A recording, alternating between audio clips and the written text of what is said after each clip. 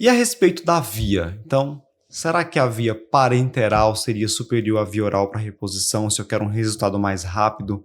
O que o consenso traz sobre isso? Qual a melhor via para a reposição da vitamina D? Assim, curto e grosso. A melhor via é a oral e o consenso continua deixando a via oral como a preferida, certo? Agora, vai ter situações especiais em que o oral você não consegue, por exemplo, síndrome do intestino curto, ou um paciente pós-bariátrico que fez cirurgia desobstrutiva e você está com dificuldade, que aí talvez a parenteral fosse uma opção, se ela existisse.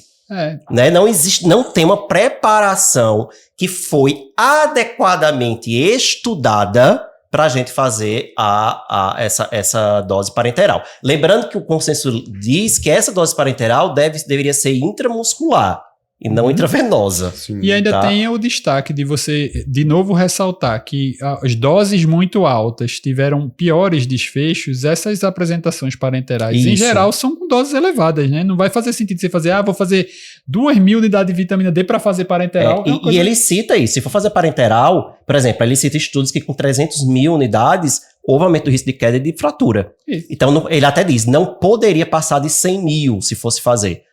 A questão é essa, a gente não tem preparação. Não adianta estar fazendo isso manipulado, que isso não foi estudado, a gente não sabe direitinho a procedência, não tem estudo de farmacocinética, não tem estudo de farmacodinâmica adequado.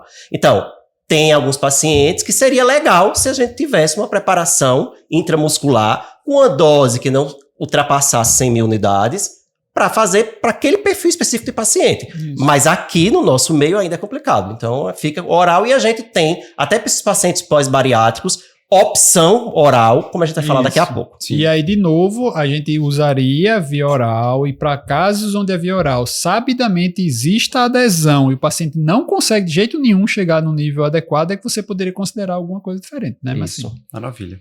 E assim, falando sobre essa questão da via oral, eles destacam que a vitamina D ela é lipossolúvel, né? Que você pode, de repente, para otimizar a absorção, administrar junto com a refeição que tem um teor maior de gordura, mas o mais importante é que ele chama a atenção para situações em que haja um prejuízo da absorção de gorduras, poderia haver também um risco maior de deficiência de vitamina D, como por exemplo pacientes que estão em uso de Orlistat. Por outro lado, medicamentos hipolipemiantes, como é o caso do ezetimiba, não tem relação com deficiência de vitamina D. Porque aí seria para absorção de gordura mesmo, né? E aí é só afastar da dose, né? Não tem muito problema não. 2 horas depois, não tem problema não.